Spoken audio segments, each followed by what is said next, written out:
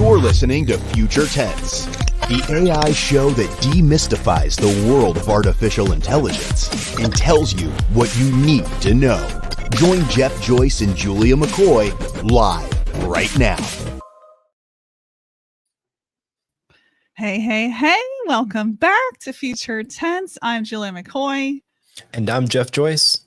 And we are here to bring you the latest and the greatest in, already, AI news.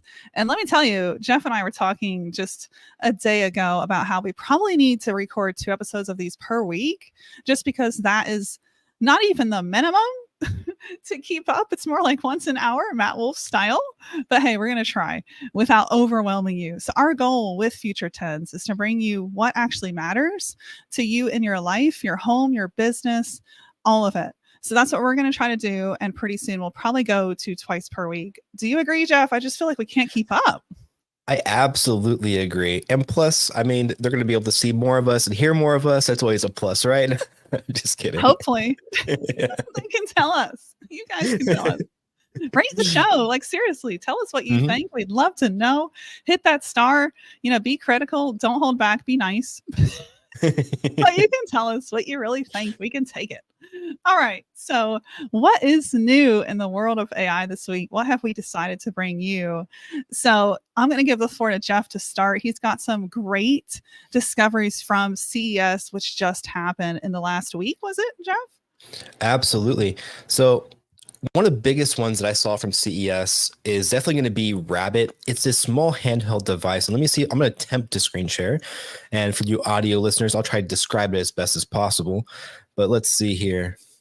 And remind us what CES is for those that aren't aware. Yeah, CES is a tech conference that mainly is just about new technologies. And it's always fun to see, but they're not always a good representation of what's actually going to come to market.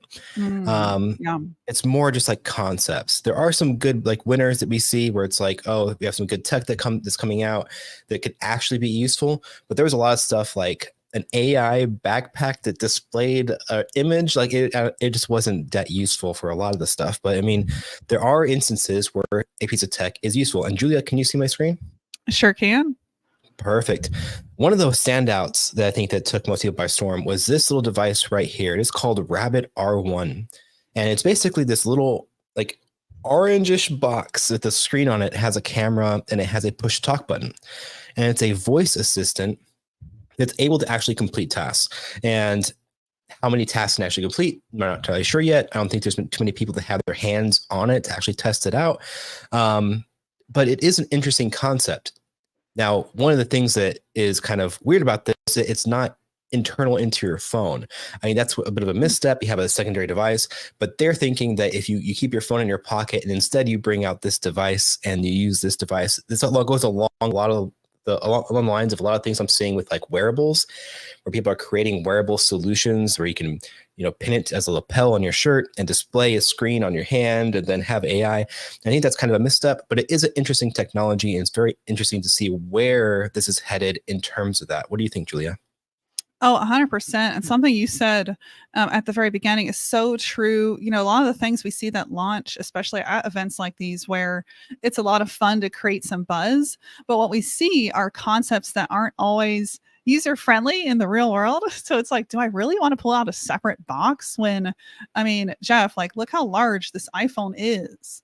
I don't really want to carry around 2. Like, my pants will fall off. It's gonna weigh me down. My pocket can't stand that. So, okay, interesting concept, but how will that translate to the real world? Right. Absolutely. And that actually goes into the next thing that we're actually going to see come up pretty soon here. It's Galaxy Unpacks 2024. And it's Samsung's take on generative AI. And I think this is where we're going to start to see a lot of like smart assistants built into phones, which I'm hoping that Apple's AI is not too far behind this to where actually see like Siri getting an upgrade towards actually able to give you better experience on your phone based off of an AI that's built into your phone. I know that there's a ton of new chips coming out and this year actually that are going to include some extra processing for AI models that are built within inside of your phone. So we'll start to see upgrades to Siri doing things like even just settings, like where if it's like, I need to, reduce my my battery consumption across the day, because I know I'm going to be out. It auto sets settings in your phone that analyzes your activity, like it's your screen refresh rate, all that kind of stuff, to then conserve battery for you. Those are all things that are great ideas for phones, and hopefully Samsung and Apple implement them well into their phones. And that kind of removes the whole purpose of having an external device like the R1. But it's really interesting to see that they are picking up on this, and they're actually building solutions for their phones with generative AI. Agreed completely. You know what I'm excited about, Jeff? Are glasses, like wearable things that you can like put over your eyes somehow without looking like somebody out of Marvel. Like Absolutely. that is going to be a game changer. I know one of our Content Hacker Live speakers, Mark DeGrasse, he studies this to a great extent. You could say he's carried away, but aren't we all in some way? Especially if you're listening to this, you enjoy the topic of AI. You know, and one thing he sees is that there will be wearable technology that you can wear as a pair of glasses that could be completely transparent, potentially invisible to the naked eye, where you don't even know you're wearing it, or it just looks really, really cool. And whenever you look to your left or right and you're walking down a sidewalk, what you'll see is you'll be able to look in a storefront like Macy's and actually wear something through that wearable technology and feel how it is on your body, like you're in the dressing room.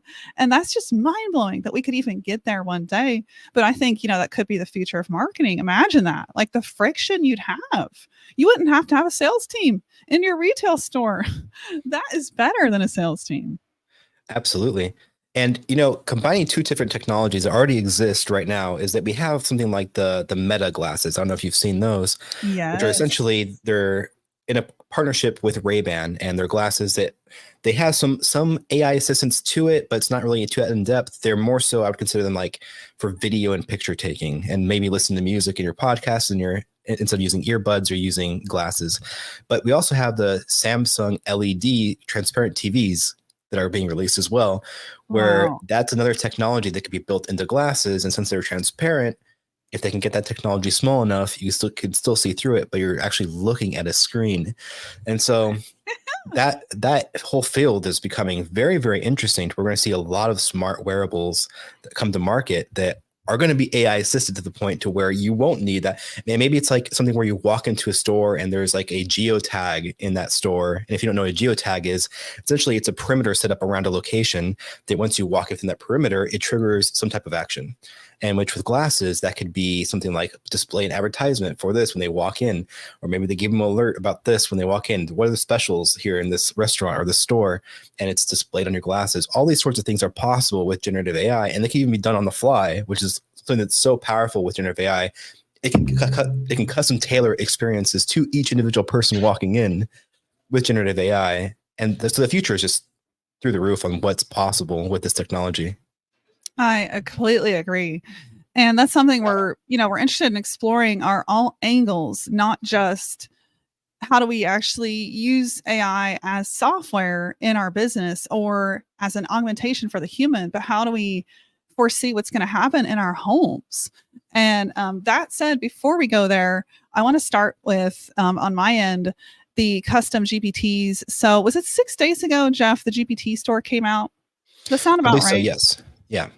Yeah. So was, the GPTs last Wednesday came out. So yeah. Yes, it was.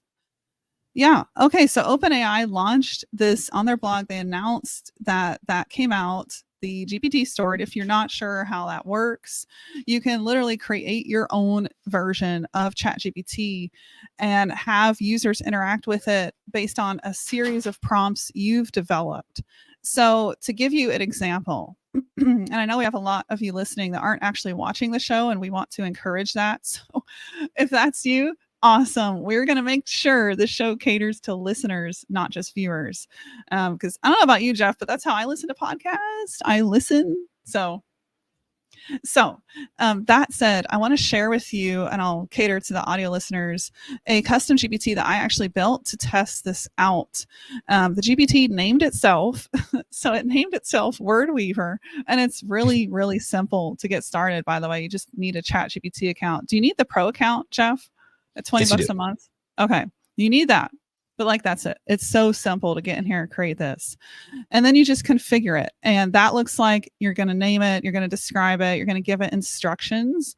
And those instructions can guide the back end and the front end, how people are going to interact with it, what they should expect of it. So for me, Word Weaver, which ChatGPT named it pretty good, Word Weaver is a copywriter in my style. So for example, in the instructions, I'm telling it that it's going to mirror Julia McCoy's style. It's going to create high quality content with a natural human-like voice. And of course, I specialize in long form content. And to give you some perspective, I've been doing content for 10 years. Just one quote that I put out, and there's a misconception out there that copy pays more. I would say sometimes content can actually pay more. 1 gig at one time was worth $60,000 to me. So that's how much clients are willing to pay for content that works. But again, it has to be profitable content, right? Which is an art and a science. When I ran my writing agency, we would go through 500 candidates to find 10 good candidates for content writers. People that thought they could write, but they didn't know how, because this is such an art and a science. So back to training this custom GPT. So here I come, right, with a lot of experience. I'm going to see if I can create this thing in a way where people can interact with it and get content that mimics my style. So we're training it in the background. We're saying, have a natural human-like voice, mimic Julia McCoy's style. GPT is going to know my style. I have over 1,000 published blogs. It's going to be able to pick that up without me telling it too much else. And I am going to tell it like what is important to me. So avoid plagiarism, avoid misinformation. I chuckle telling the LLM that. See how that turns out. And then I tell it to make sure the content doesn't appear as AI generated. So it needs to read truly human-like. Go from formal to casual, infuse humor, and be really diverse with how you write. These are some of the instructions I'm continuing to tell it. Okay, and then I'm telling it specifically, be undetectable whenever you write a blog, which means make sure that when that blog post is generated, no AI detector can pick it up as robotic. And if you don't know how that works, AI detectors simply predict how robotic a piece of content sounds. So they're telling you, based on the patterns in the text, hey, this sounds robotic, or hey, this sounds human-like. And you have to remember, it's not going to know that a robot wrote it. It's just going to know it sounds robotic, which, by the way, is the reason the US Constitution got picked up as 100% AI written. Because those writers were a little stiff.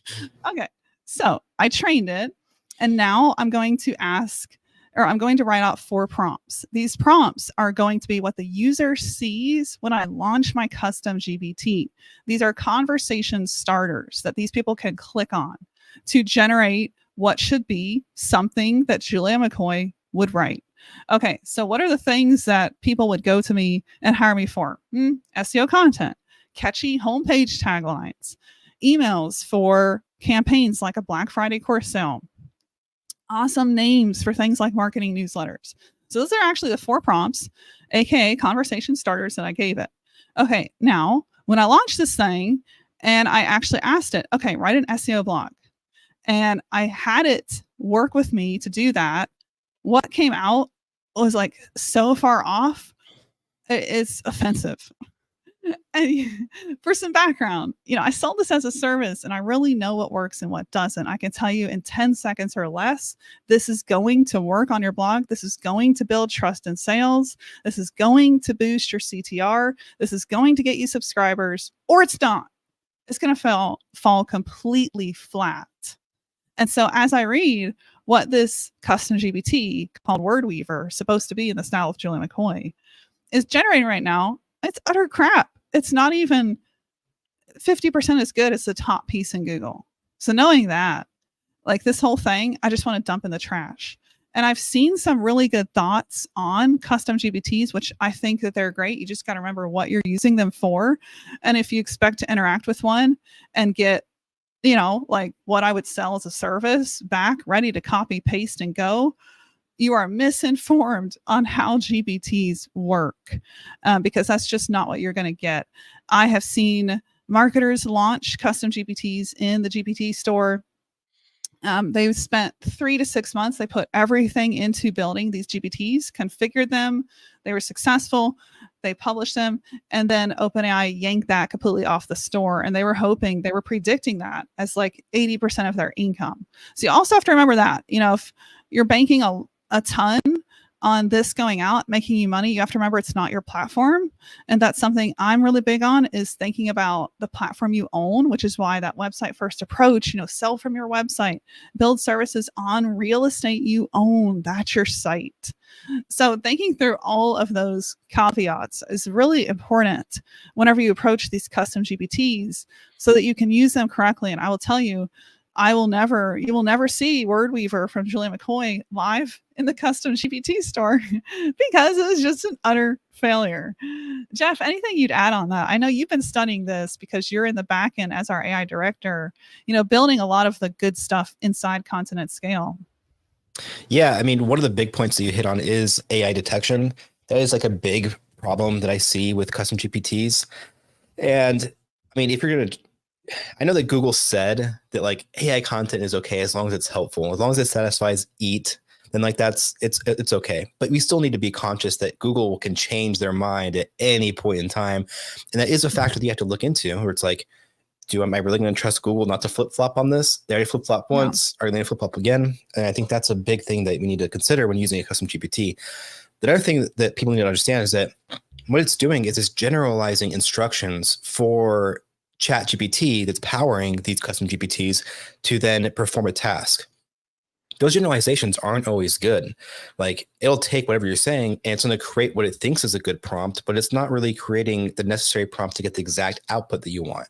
And so you're going to see a ton of these custom GPTs flood the store that are just going to be garbage. They're not going to be good. They're not going to get you the desired output. It's not going to perform as well as it could if you just had a really highly tailored prompt, or something like our generative AI, or Amy inside of Content at Scale, which was really, really good. And actually wanted to showcase something. This is the power of AI. And for you audio listeners, I'll try to describe it as best as I can. Let me go ahead and share my screen real quick.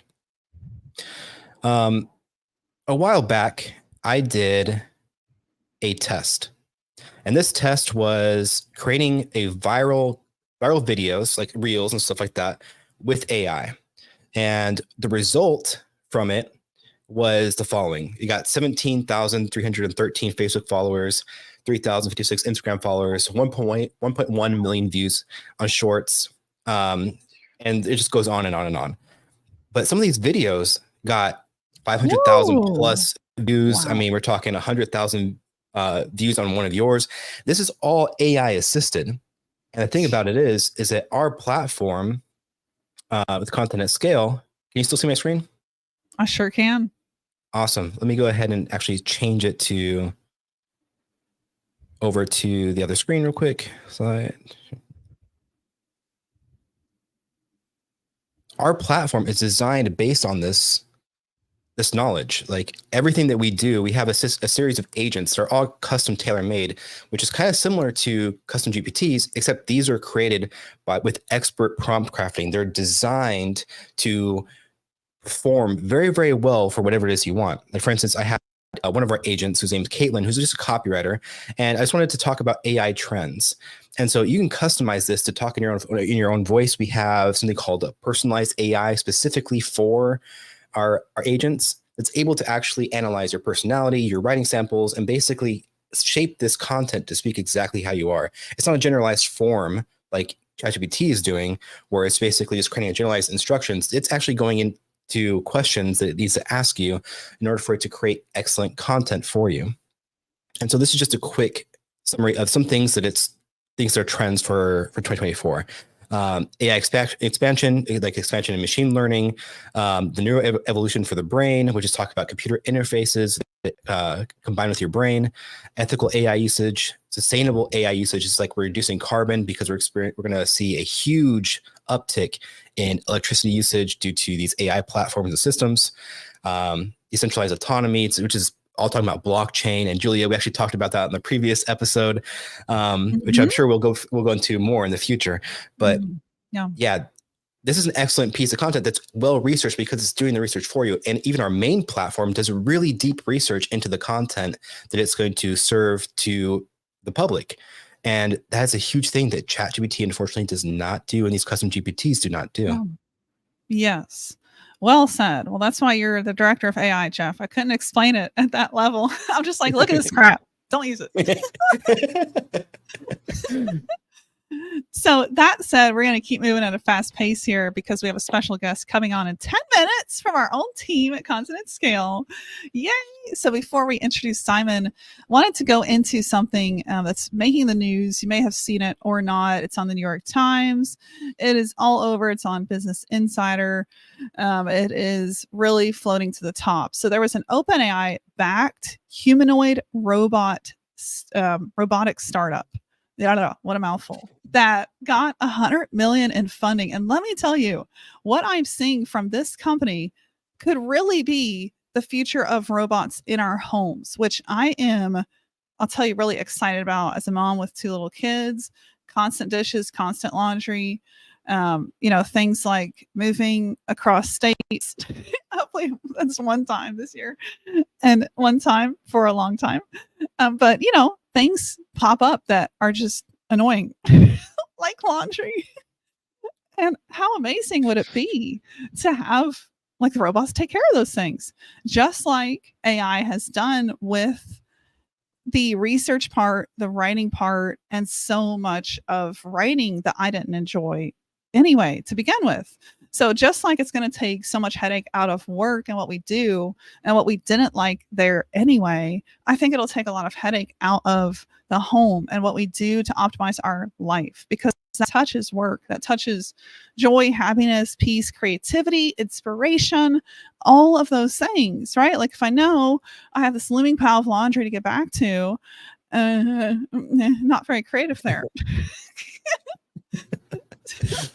So this OpenAI backed humanoid robot developer, I've just never seen a robot look this user friendly and have so much potential. So it's a Norwegian startup called 1X Technologies, and they secured $100 million in a Series B funding round, specifically, listen to this, for the development of domestic humanoid robots. The future is here. The robots are going to cook for us any day now. Okay, that's not what the news headline says. That was my commentary. So it's saying that the funds are going to go straight towards the company's 2nd generation Android robot called Neo. And what's interesting about this robot in particular is this is a cloth robot that looks kind of harmless. So whenever you watch movies like The Matrix and The Terminator, I think you see a very scary physical robot. And when you see that, I mean, Jeff, do you want that thing in your home? I mean, maybe. This also goes into another territory that I'm vastly excited about, which is, you ever see that show called BattleBots? No, writing this down. It's a show that's like popular in the 90s, early 2000s, that people made these little robots. They fought each other. And what I'm hoping happens is that we see like a UFC match between this bot and the Tesla Optimus bot, where we have Elon Musk, getting a Rome arena where we have like, these 2 bots going at it. That's the amazing future that I see. So I see like the use case of like in the home, but entertainment wise, I mean, that could be a pay-per-view event of a lifetime right there. It's just these 2 bots going at it. So that's a very exciting aspect that I'm interested in. So in the home, maybe. In the arena, absolutely. Jeff, I don't know what to say. Just like the Roman gladiators gone wrong. Yeah. Right. Got to put them to the test. Oh, I'm dying over here. No, I wouldn't pay to watch that, Jeff.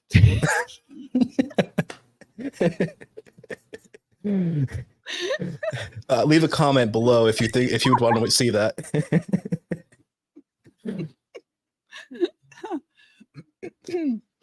Oh my goodness, I gotta recover from that one. I'm like over here like cooking, cleaning. You're like, fight.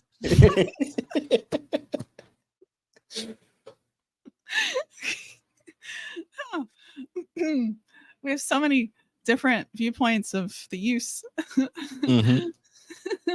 of AI.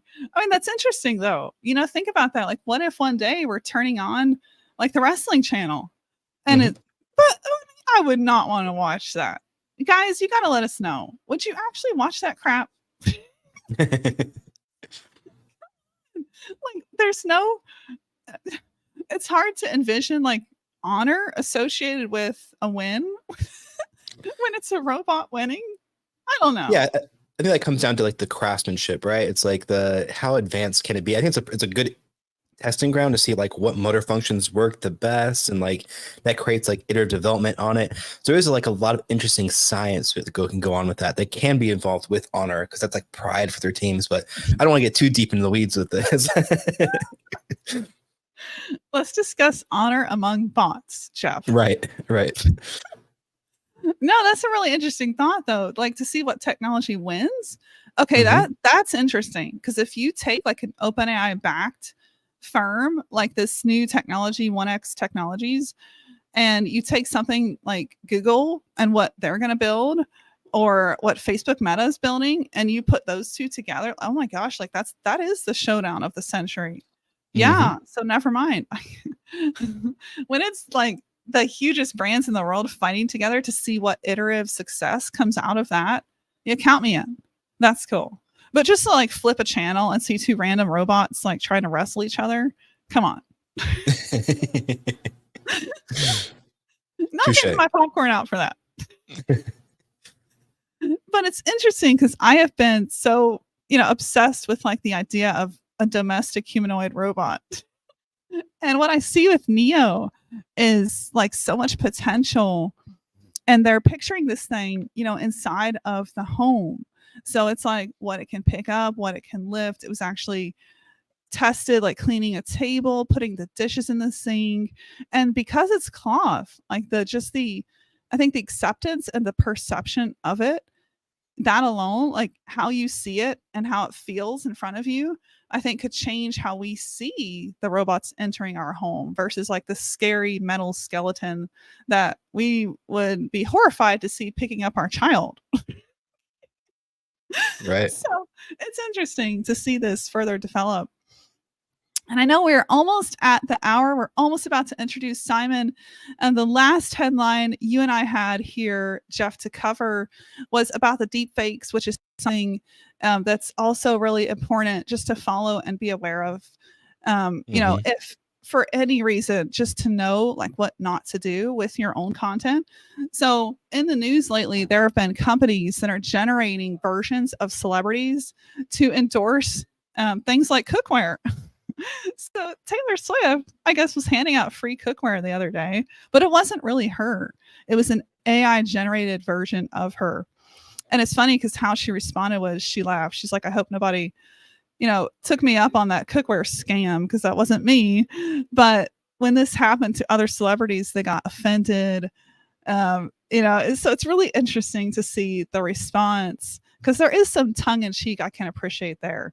But at the same time, like just to take somebody's face and likeness and then create something with AI just so you can make a sale, that's not cool. That's just not cool. Any thoughts you have on that, Jeff? Yeah, I mean, we saw something similar with Tom Hanks as well. And there's actually a YouTube channel, I can't remember the name of it, that's been doing a lot of like Tom Hanks, like movie trailers that are fake. And it's all good fun for them. But I mean, there's a ton of examples like this where we have celebrity impersonators where you see it all over Facebook sometimes. You'll join a group and it's all of a sudden you see The Rock in there and he's selling something that probably isn't selling in real life, but they have him endorsing it. And so there's all sorts of these like scams like that happen in Deepfake, and it just leans itself further into our previous episode. If you haven't listened to it, make sure that you go and listen to that episode 1, where we talked about deepfakes and the things that are coming out to help combat deepfakes. And it's a huge discussion that deserves like pretty much it's almost its own episode because there's so many instances of this, and there's so many things for you not to do and things that you should do with deepfakes. Yes, that's a great point. Things you should do versus things you shouldn't. And just before we wrap up and move to our guest, this is what viewers saw. So for those of you listening, oops, I accidentally deleted it from my screen. Let me pull it back up. I gotta say, like this for a deep fake, like this looks a lot like Taylor Swift. Would I have been fooled? I almost think I would have if I saw this just scrolling through the news. What do you think, Jeff? And that looks a lot Yeah. like. Yeah, it looks like a younger version of herself. It's not quite perfect. You can still kind of tell, but I mean, if you haven't seen True. her in a while, you haven't seen what she looks like now. I mean, that's Taylor Swift. I have seen her at, like the Golden Globes wearing so much makeup. It looks like she's aged backwards. Mm-hmm. Like, oh, is this just another filter or maybe more makeup? So that's where I'm like, I would have thought that was her. Anyway, it's crazy to see how accurate these are getting. All right, so let's wrap this up and move on to the next segment, which is we have somebody from our own team joining us today. Simon, I'm going to bring him up on stage. Welcome to Future Tense. Hey guys, how you So going? Simon. So for those of you Morning. that don't know what you do, will you tell us about your role at Consonant Scale? Sure. So, well, it's a very dynamic role. I was brought in to add that polish and flair and user experience to the amazing tech platform that everyone is focused on creating and bringing to the world. And an amazing job you've done too. The news site, everything looks so good. Everything we've released so far has been like really, really well polished and just really well designed. I'm so happy. Yes. Every time I it's talk to Simon, I'm just praising him. it's a really exciting thing to do because when you're essentially building on the shoulders of giants, everyone has gone and built all of the underlying stuff that makes everything just work really, really well. And then now we get to bring in this layer of the user's interaction. So it's when they're interacting with the platform, it's those micro instances. It's how does the menu behave? Like, does it feel just obvious what I'm supposed to do on every single page? And there's a lot that goes into that, and a lot of people don't really realize it, but they always will have that feeling of, if they look at a website or if they look at a software platform, they say, oh, this feels nice, right? Everybody sort of references the Apple design scheme. When you look at their website, you go, oh, this is nice. This is premium. This feels great. I feel comfortable. I know what I'm doing here. And everybody strives to pursue and achieve that sense of feeling when you're developing your platform.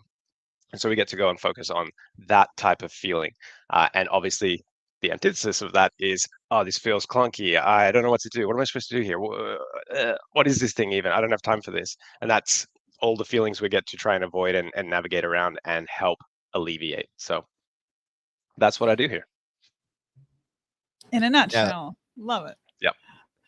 And a lot of work goes into that. You have to know a lot about your audience. You have to know a lot about design. I mean, this, compared to our previous homepage and like the stuff that we're doing inside the app and stuff like that, it's night and day, really. Like I can't believe it.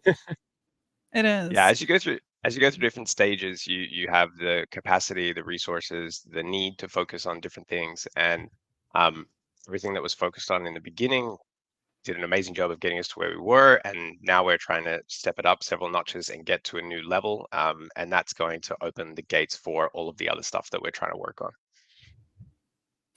So before you found Consonant Scale, Simon, have you worked in AI or have you just been obsessed with AI? Largely just obsessed with AI. So let's see, maybe 2-3 years ago, I could see a world where the content that we were producing at the time was going to be bundled up and put into an AI chatbot, talking avatar, whatever, that you could Q&A with and just get that support that we would, currently people would pay consultants still for, $5,000 a month, $10,000 a month, buy a training program, and they work on it for 3 months. All of these subject matter experts, all of that knowledge being distilled down into an AI that they would be able to use to reach a wider audience, go from one-on-one conversations in person to then they scale up to Zoom meetings where they can sort of do groups up to 50, up to 100. But then this would really open the gates for people to just go head to head with the best in the world, as long as they were good at marketing. So I could see that coming, and I was trying to shift in that direction. And ultimately that led me down the path to content at scale. And I'm really happy of where I've found myself now, because we get to work on some of the best tech in the world. We are literally on the bleeding edge. So true. I mean, what we get to see you and Justin and our developers come across in the R&D stage is just unbelievable to me. And it's really cool because last year, I was deeply engrossed in asking myself, I just sold my agency, 100 people, 100 writers. I was ready for what was coming with AI, and I was asking myself, which company is really going to change the game? And there were so many I interacted with, if not worked for, got in the middle of, consulted for, and it's just like, oh boy, these founders, they don't know what they're doing. They don't have any vision. They're just after VC. They're just after a quick win. And this is just such a refreshingly different environment, I think, than 90% of the AI companies out there that are trying to just get VC and just ride the wave, because it sounds like we are riding the wave, but it's for a much different reason than so many other companies. And I love like the genius ideas that have occurred that we're going to chase this year, or you rather, and the development team came from R&D of how do we actually make this a better product for our users? And then bam, light bulb idea that could affect the entire world as we know it. Cliffhanger. Tune in, keep listening. But it's just amazing. And I think if you study some of the most successful companies in the world, which, I'll listen to Steve Jobs on YouTube for way too long. But when you study those people, the best iterations came from just following that customer journey and not just answering the question of what does this customer want, but actually having the vision to be like 2 to 3 steps ahead of them and predict what they want. That's what Jobs did. And I think that that is something that you and our founder just do really well that I really don't see that in a lot of other AI companies. And it's really cool because whenever we found you, Simon, we were looking for somebody who was awesome at UX, like just that was our number one. And we needed a new website and we needed it fairly soon. And so here we were on Upwork. Of a tight timeline. And you were in the top 3% of UX designers on Upwork. So we knew like you were the person for this. And it was really cool to work with you on that. That new site came out, continentscale.ai. You can see it. Came out in November. And it's really cool to continue to work with you and the team on just improving that, making it a better experience. But it's interesting to see how your UX skills translated so well to not just the exterior experience of the website, but now you're working on the interior, the actual app design and the flow of the journey of these steps. And what I'm seeing that hasn't released to the public yet is so unbelievably user-friendly technologies that Jeff helped produce with Amy Chat, the AI agents, which we just don't have a unified experience yet. And I think it's really cool you're building that. Not to reveal products too early, but is there anything you can share about what you're working on? Oh, let's see. How can I do this in an abstract way? So you mentioned working with the AI agents and our new generative AI suite that came out again in November last year. Getting to work with Jeff and with Justin and Chris and you, and really seeing where we're trying to go as a company. Also recognizing where we're at and how we've sort of gotten to that with the team we have and the constraints. Like every business has its own constraints through growth. It's I call them growing pains. And then we're going, okay, well, this is what we need to do like today. If we don't fix this now, like this is a problem, right? So you're always servicing your existing customer base. And then we're also looking at, okay, here is where we're trying to get to in 3, 6, 9, 12 months time as a business. And then we factor in the market and where it's sort of shifting, because as AI, you can't just react anymore. You really need to think ahead. Yeah. And then we go, okay, so how do we balance those two things? How do we take steps towards that whilst we're also fixing things from the past, whilst we're also servicing our existing customers, while we're also factoring in new market audiences that we're beginning to capture? And so at the moment, we're about to shift from design into development phase for our first major UI overhaul in the app. And it's essentially designed to reduce the number of interactions or clicks or steps that a user needs to do to achieve any of the things they're trying to do in the system. So we've sort of got maybe 6 to 10 primary jobs to be done that everyone would do as a user in our platform. And at the moment, it can take a little bit of sort of background awareness of a process that isn't necessarily translated in the platform. So as a content producer, as an agency, as a writer, you go through a workflow, right? And at each of those steps, you do certain tasks, right? And this is pretty much, you could extrapolate this into literally any industry, into any job, into any type of process. We all go through this series of steps. Most of us just do it automatically because we've done it so long. Then software is often designed around specific steps in or parts of that process, right? So we get one tool that helps us with this, we get one tool that helps us with that, we get one tool that helps us with that. But if you are unaware of the flow and the process as a brand new user coming in, or you have a slightly different process, sometimes the user and the software tool won't align because they can't find their process in your system, even though it might be there. You might have all of the features, all of the things they want to do. A lot of people will find if people are churning, like people need to exit and go to another platform.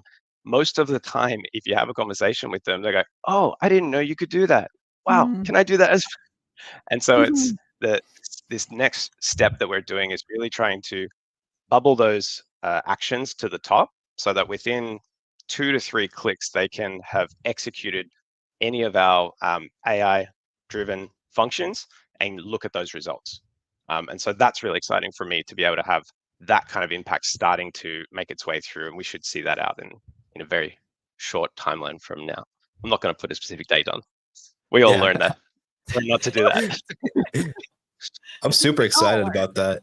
What I've seen so far is awesome. I think that Same. there's a lot of stuff that you touched on that's really valuable for anybody that's listening. That the way that you go through stuff that's like you've been doing something for so long that if you just take a step back and kind of analyze that entire workflow, and even from like if you're working with other employees like that, if you have a process, like take a step back, analyzing your workflow, mapping that out for another employee for training, stuff like that, it's really, really valuable. And I think that that's a really crucial step that every business has to go through. Yeah, and a lot of smaller companies never evolve beyond that.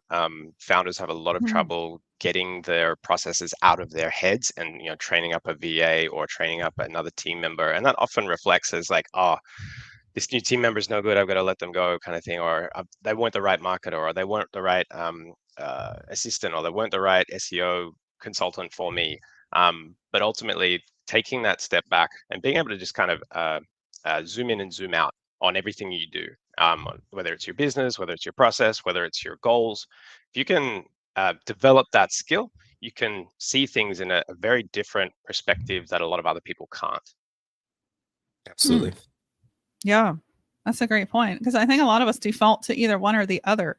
It's like bird's eye weeds, and it's very hard to have both, but you have to be able to kind of get the long term and the short term right. Yeah, and we like you can spend a lot of time out in the bird's eye view or the 30,000-foot view, and it's all pie in the sky, and you're like, yeah, we could do this, we could do that, and you're never going to hit any roadblocks because you're so far up you can't see them. But the flip side of that is you can be right down in the details, in the weeds, and be completely missing opportunities flying past you because you're so fixated on this tiny little thing. And where if you take one step back or even 3 steps back, you realize in what I'm trying to do, this tiny little thing is getting way too much effort and attention and energy, and I should just stop. And that's really hard. When people Mhm. get momentum in a direction, they get this what is it, sunk cost syndrome, where they can't let it go because they've invested so much time and Mhm. resources and money into it. If they don't get it into a result, like they feel, "Oh, I failed, or I've wasted all that." When sometimes just stepping back and going, that's not serving me anymore. Okay, that one's better. Let's just drop that and start working on it.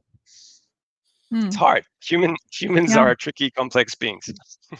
Yes, we have to rewire our brain in many ways because we're either not wired that way, or I think the more accurate way to say is we are, but then we go through a series of conventional years, aka traditional schooling, and we lose a lot of the ability to just naturally adapt from failure. Yep. That's something I've been studying pretty in depth with this past year. My next book is actually called Joy of Failure because I think how we adapt, how we respond to something that didn't succeed is so critical. It could be more critical than how we actually respond to success. And the lessons we take from that impact what we do and give us more success than success itself. So I think that's a great point you raised. So when you were invited on the show, Simon, I told you, or rather asked you, don't want to sound too bossy, that tell us about your role, what you do, but also what you see with AI. And I think what you see in particular is so interesting, right? We have so many internal conversations in the team, and it's really cool to talk amongst ourselves about this. And I want to bring that a little bit to the public, because we have such good conversations where, I think more and more of the world is absolutely becoming aware, hopefully through our show, as you listen and subscribe. Shameless plug, Future Tense on all platforms, streaming right now. But as the world becomes more aware of AI being the future, I don't think we'll have the fear and the resistance as much. But just when I started here last January, I saw so much more resistance among writers, agencies. There's a lot of fear, and I do see that less. But overall, the importance of AI, we've heard it said it's more important of a discovery than electricity, than fire. How do you see AI when it comes to impacting work and the future of work as we know it? I would say it's the single biggest change any of us are ever going to go through in our life. It is not going to be over quickly. It's going to be spanning pretty much indefinitely, but the bulk of the change period will be in the next 10 to 15 years.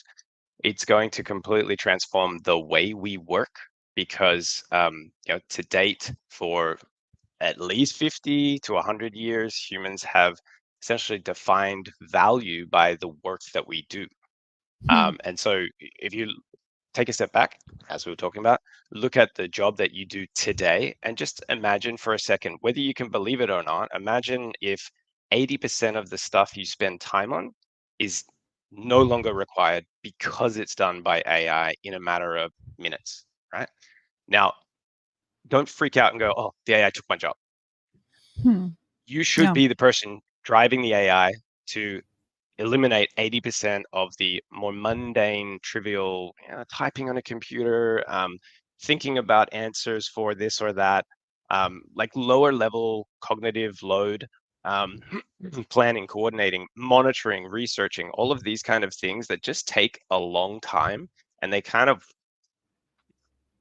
I don't think that they're very good uses of human life, right? We could be working on such better things individually as a Yeah. collective. So what I see AI really doing is unlocking human potential. And it's that latent human potential, right? We'll see it as, well, I'm now like a 10x writer, I'm now a 10x finance manager. That's the initial wave. But then as people have more and more time freed up, they're going to need to fill it. If you've ever gone on a holiday and you're someone who works or runs a business, you have a lot of trouble sitting still and not thinking. It often will take a week to wind down, and then you go, cool, all right, I can get used to sitting around. And then you start ramping right back up because you got to get back to work soon. So you start anticipating and thinking, what are the things I was working on? I got to go back into it. So we as human beings have a hard time sitting still, not doing something. And then in the transition from in the place of being employed, where we get paid for doing things, we'll need to shift to a perception of getting an outcome or having a fantastic team. Great, we've got the team. What are we going to work on? What are we going to create as a business, as a team? What's our goals, right? And it's going to be a big mental shift, and a lot of people are going to struggle through it. But ultimately, having those two things is going to just lay the path forward for way more exciting things to be built, way more human beneficial things to be built. It's a whole different reason to get up in the morning and enjoy going to work rather than complaining about your job that you hate, that you don't want to leave. That's what I think the shift will happen from a human's perspective, but ultimately expanding a little bit more on what AI is going to do in the workplace. It's really compressing the time it takes to get something done, which means again, our brains are going to, and our thinking is going to need to evolve rapidly we're really gone from like linear thinking human beings. And now we've got technology that's exploding at an exponential rate. And we need to start thinking 1 to 2 steps ahead so that we're not getting there and reacting. We're actually responding as we meet these new things that are coming down in the AI space monthly, weekly, daily. Yeah. Well Very, said. very fast. I love the optimism you have there, where, and I think it's actually, I completely agree. There's so much pessimism about, well, this could end up in, dystopian world where the robots are basically the slave drivers of humanity and the world's up in flames. Or it could be we're actually harnessing these things to have a better life. And that's what I see as well. Jeff, curious if you have any thoughts on that. Yeah, I mean, one of the things that you just mentioned too is that we're going to see a lot of people that are going to have a ton of free time, and that free time that they get back, there's like this, every like good performer out there. When I say like performer, I mean like think of like an executive. Like they're always looking to win back their time. What is the best use case for their time? They're always looking to optimize that, because top performers need to do that because they have to win their time back to spend it on bigger projects. And with that compression that we're going to have, we're going to see a lot of people that, like you said, can't sit still. I'm one of those people myself. I always look for something. If I have more time, it's like, what is that next thing that I want to do, whether it be creative or whatever it is, whatever I'm passionate about at the time. It just happens that AI is my current passion and I'm loving it. So, but there's always going to be that something, that next carrot to chase. And winning back your time through AI, compressing the amount of time it takes for you to do stuff, is a huge win, because then that carrot is continuously, you're going to continuously follow one. You're continuously going to be chasing after something. And I think that I like to play a devil's advocate and say, like, there is a possibility that things can go absolutely wrong. It's important to understand that perspective of where things can go wrong and to prepare for that and say, well, this is the safeguards that we need. But I think that overall, I'm an optimist when it comes to it. I do see the benefits of it. I think that we should embrace it as much as possible and chase after it as much as possible, but also keep in mind the way that we could the shortcomings that can happen through AI, and then prepare and talk about those things. So that way we can create proper safety guards, proper legislation for it, and really get the conversations going about what is ethical AI usage, what is the ethics behind everything that we do, and how it affects people. So at the end of the day, it's gonna affect everybody. What you said about compressing time was really, really good, Jeff. I was talking to a business owner just today, and Simon, I'll give you the floor in a minute. And this business owner didn't even have the time for content creation, like at all. So we're talking somebody that's so busy with the day-to-day of their actual business that they don't even have time. He's like, and he looked at me so sadly when he said it, and I relate because I've been there even as a content creator. He's like, we have a camera, we have the equipment, and we just can't get the content out. Do you know of any way we could get this out faster? I'm like, AI. So it blew his mind a little with the tool you're using, Jeff, Opus. He was mind blown about that. But it's just amazing, I think, to take people that aren't even capable right now of creating content because they don't even have the margin, to then give them that margin, because you can sit down and create it in minutes versus weeks and months. But Simon, what were you going to say? I'll just comment to that. As a service, in the service industry, you're either trying to give back dollars or give back time, and AI can do both of those things. And that's, again, like imagine you're like dropping 80%, like freeing up 80% of your time. Like it's essentially a 5-fold increase in your capacity to be effective. And then if you can drop your cost by 90% in a lot of areas, you've now freed up the amount of capital that you had to spend on lots of different things. And there's an exercise that you can go through, right, to sort of get yourself more in mind with that. Because as we said before, people get in momentum, they have trouble getting out of that momentum. So if you're in a state where you don't have enough time, and the guy that you were speaking to, he probably won't ever have enough time even being shown the solution, because he has trouble taking a step back and looking at things and re-engineering something. And that's just the way it is. Some of our businesses, they kind of grow to a point where we haven't installed processes. Maybe we don't know how. Maybe we just didn't take the time when we had a little bit more time to do it. And so now we're in the middle of it, and we're running around and we're trying to service this client. And oh no, we've got another contract finishing up. I have to get a new client coming in. And it's just like bang, bang, bang, bang, bang, bang, bang, bang, bang, bang, and you don't even have time to think. And then you go home, and it's like, am I a parent now? Am I still at work? And you're just constantly fragmented. And our brains misfire when we're fragmented. We can't focus on a single thing, so we actually jump context switching like constantly throughout the day, right? And as we do that, our brain and our IQ drop. So we're ineffective, which means we can't think of better ideas. I got a little bit off topic there, but this stuff gets me like excited, the whole like human factor into it, and how that's all going to need to evolve and where we're sort of headed from here. It's amazing. That reminded me of like a quote that I'm going to completely butcher this. It's like, it's a question. It's like, do you run your business or does your business run you? And it's like, that's the whole thing of like, are you so inundated in your company to where it's like tasks are getting constantly put on you to where you're not actually making decisions for your company's making decisions for you. And it's because of maybe you're just too much into repetition. You do things a certain way, just like you were talking about, Simon. And it's like, if you get to that point, it's time to reevaluate your business as a whole across the board and say, what are the areas that I'm truly providing value? What is the best use case of my time? And let me take that step back, just like you were saying, Simon. Take a step back, reanalyze, look at it. Because if your business is running you, you are losing a lot of your time. And even if you're showing that AI solution, like it's just not going to work for you unless you take that step back.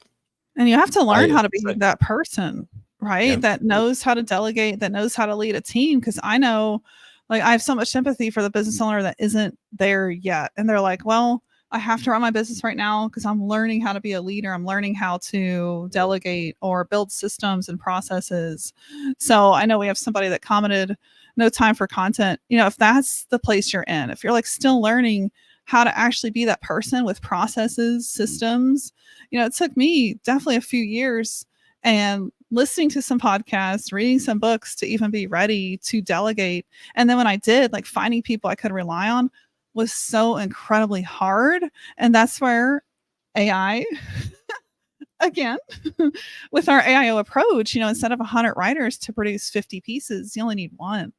And that's an incredible way to look at delegation in this new era of opportunity where we don't have to hire 100 humans anymore. We can get really lean. AI can augment one amazing person by 10x. You still need that amazing person, but you don't need an army anymore. So just thinking differently and opening your mind to the new direction that AI can take you with even that as well, like the people load of this. And the person I was talking to has a very physical business where it's like house painting, packing, and maybe the humanoid is way too expensive right now to hire and send in the house. Yeah. But one day that's what that person should be doing is, you know, it could be an army of robots that show up in a van. Sounded so weird. And here comes the robots out of the van. You're all packed up in minutes versus one person that's hungry, tired. Just thinking with that, you know, it's like the processes are going to look so different when we have truly well-built, robust AI at our fingertips, like Content at Scale is. You know, it's one of the only robust platforms for content development because it is undetectable. So I can trust it like a human writer and give it to a human writer and it help that writer versus hurt, which is like Jeff, you were saying, you know, we have to be aware of there's a lot of AI technology out there that can hurt, not help. So it's wise to pick and choose and make sure you have the right one. Mm-hmm. And I was going to say about that before, if the two parts to have a look at. So people who are not, they realize that they should be getting more across AI and they're not yet. They should think about like auditing their time, like during the day. If they find themselves sitting at a computer and I wish I had somebody to do this for me. Like I should have a VA for, like, we call them $5 tasks, right? So versus $50 tasks. You should be working on the $50 tasks and having somebody or something else handling the $5 task. So if you find yourself doing a $5 task, take 10 minutes, jump over to Google and say, blah, blah, blah task by AI or by software, and just look what's out there now that can do that task. And every week that's going to have more and more options available for you, and better and faster solutions, and cheaper. Just develop the skill of keeping your eyes open for how can AI help me do some of the things in my life. And as you start, you add one task, you add two tasks, you add three tasks, and then suddenly you've got 50 tasks getting done by AI for a fraction of the cents on the dollar and a fraction of the time that it used to take you. And that's going to get you switching over to being AI integrated, right? But you'll be driving the AIs. You won't be getting taken over by AIs. You're going to be a human using AI to be more effective. Then the second part is as the time starts to free up, and as Jeff was saying, the things that can go wrong, suddenly I'm not needed to do all these tasks in my job or in my company, less people are paying me for it, that sort of thing. Think, what's the evolution of that? What's on the other side of that? How do okay, so if I'm in a job that's at risk because lots of AI solutions are now offering that service, right? Copywriting, graphic design, development, all of those kind of things. How do I change my skills to get in front of it and use it as part of my skills rather than having it just replace me and not moving, right? So we saw it maybe, is it 8 years ago now, with the Tesla trucks trying to come out to the market, and the whole trucking industry like freaked out. No, they're taking our jobs. They're taking our jobs. But no, if you look at it, how does a truck driver evolve to drive automated trucks or be part of that industry, right? I had a friend who's in the mining industry, and they drove the huge earth movers, right? So rather than get fired, he went and skilled up, and he now runs a fleet of 20 trucks, and he goes around mining sites, converting old traditional diesel-driven trucks into automated fleet, and then he commands the fleet. Right? He saw that coming. So look at your industry, look at your job, look at your company. What's the next bit when AI can do 80% of it, and how do I be in front of it, driving it, not behind it? Excellent well point. said. Yep. My goodness. Well, I think In that's my a good way world- to wrap, because we're Last one. In my world, hold in on, my there's world, more. how do I be a designer when the interface that we interact with is going to disappear and switch to conversations and chatbots and audio conversations and head-up displays? So how do I design user interactions when there's no screen anymore? So that's what I'm thinking about. How do I evolve in my space? It's in every space. Every industry is going to need to go through it. So really start thinking. John in the comments, that truck driver saw the future tense. I love it. Yep. Great pun, John. That is such a great way to wrap. I can't think of a better way to wrap. And it's interesting because some of the people I talked to just last week were so sure, Simon, that they were not going to be touched. They're like, well, I'm in a physical industry. He was a house painter. It's not going to come for me, but I feel bad for you, Julia. I'm like, hold on. And I sent him a link to the humanoids. And he's just like, what? Never heard of this, didn't know it was coming. And I shared your exact strategy, Simon. Like, you could employ an army of these and they're painting the houses for you. So he got pretty excited. The opportunity and how we think is so critical here. And just knowing like, yeah, this is going to come for, I think, every industry. I don't see any. Like we shared in the first episode, every single 2,700 researchers confirmed this January that every single industry is going to be touched. Oh my gosh. But I think we should wrap. We are over the hour, but what a great guest, Simon. Thank you so much for all the thoughts you shared and just, going there, all these conversations we normally have inside Continent Scale. It's great to bring them to you all on the outside with future tense and just talk about these things kind of with the world at large and make you all aware and help you stay informed on what is coming, because what's coming is definitely bigger, I think, than anything we've seen. I know I've only been around 34 years, but bigger than anything I've seen for sure. And probably you all too as well. In the comments, people are saying, thank you so much for the food of thought. That's really cool. Well, we hope that you'll tune right back in here. If you enjoyed Simon as a guest, please let us know. The comments, the ratings are open to you. The show is streaming. I think, Jeff, let's try to give him the full list. It's Spotify, Pocket Cast. I can actually grab the full list in just a second, actually. Let me see here. You came prepared. Yep. All I have to do is go to my Facebook profile. All right, here we go. We are on Apple Podcasts, Spotify, iHeartRadio, Radio Player FM, Amazon Music, Pocket Casts, and obviously YouTube. Yeah. And did you have Google Podcasts in there as well? We just got on there a few days ago. Awesome. Yeah. It's an so additional everywhere you one. listen. Every platform. Thank you again, Simon, for being here. And we will wrap this up. We'll see you all on our next episode of Future Tense. Sounds good. Bye, everybody.